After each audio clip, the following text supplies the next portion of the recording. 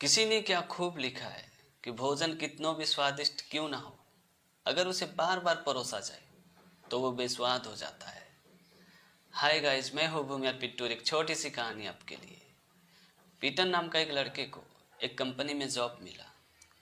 Peter को एक foreman के अंडर में काम मिला। पीटर अपने काम में बहुत ही अच्छा खासा इम्प्रूव कर रहा था। इस वजह से पीटर टीम लीडर बन गया।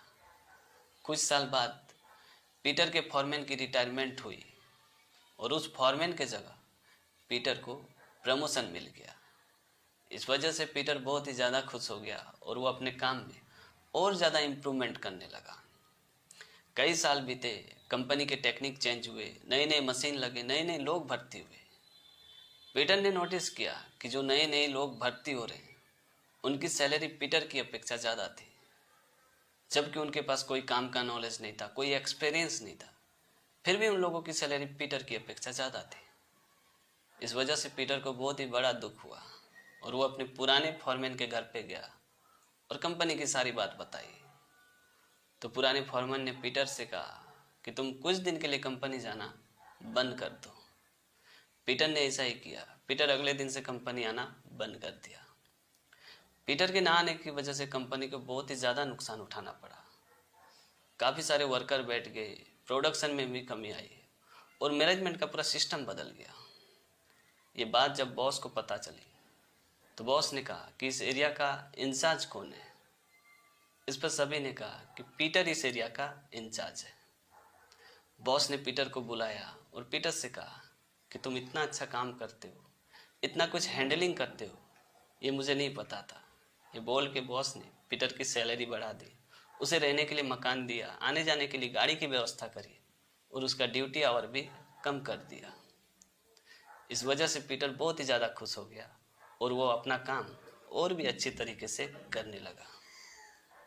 कुछ महीने बाद पीटर के मन में ख्याल आया कि मैं एक बार कंपनी नहीं गया तो बॉस ने मेरे लिए इतने सारे फैसिलिटी करी, अगर मैं दूसरी बार कंपनी ना जाऊं तो बॉस मेरे लिए और भी सारे फैसिलिटी करेंगे। ये सोच के पीटर दूसरी बार कंपनी आना बंद कर दिया। इस बार बॉस का कोई रिएक्शन नहीं था। फिर कुछ दिन बाद पीटर ने तीसरी बार कंपनी आना बंद कर दिया। इस वजह से कंपनी को बहुत ही ज़्यादा नुकसान हुआ और बॉस गुस्से में आ गया और पीटर को बुलाया और पीटर से कहा कि तुम्हारे ना आने की वजह से कंपनी को बहुत ही ज़्यादा लॉस हुआ है। तुम इतने गैर जिम्मेवार कैसे हो सकते हो, और ऐसे गैर जिम्मेवार आदमी की हमें कोई ज़रूरत नहीं है। ये बोल के बॉस ने पीटर को नौकरी से निकाल दिया। इस वजह से पीटर बहुत ही ज़्यादा टेंशन में पड़ गया और पीटर वापस अपने पुराने फॉरमैन के घर पे गया और अपनी सारी कहानी, सारी आप बीती उस फॉरमैन को सुनाया। फॉरमैन मुस्कुराया और पीटर से कहा कि इस कमरे में जो बल्ब है वो अगर अचानक बंद हो जाए तो सबकी नज़र, सबकी फोकस उस बल्ब पे एक बार ज़रूर जाती है, लेकिन वही बल्ब बार बार जले बुते जले बुते जले बुते तो लोग ये समझते हैं कि ये बल्ब अब कोई काम का नहीं रहा, इसे अब बदल डालते हैं। सेम तुम्हारे साथ भी ऐसा ही हुआ। फॉरमैन की बात सुनकर पीटर को तो समझ में आ चुका था कि आखिर फॉरमैन हमसे कहना क्या चाहते हैं, और साथ में उसे दुख भी हो रहा था क्योंकि इतना अच्छा खासा जॉब उसके हाथ से निकल गया था। तो दोस्तों, इस कहानी से सीखने वाली बात यह है कि अपने काम को इम्प्रूव करना बहुत ही अच्छी बात है, लेकिन अपने काम का बार बार फ़ायदा उठाना ये सबसे बड़ी बेवकूफ़ी है, क्योंकि आपको भी पता है कि उसमें सामने वाला का तो नुकसान होता है, लेकिन उससे भी ज़्यादा नुकसान आपका होता है।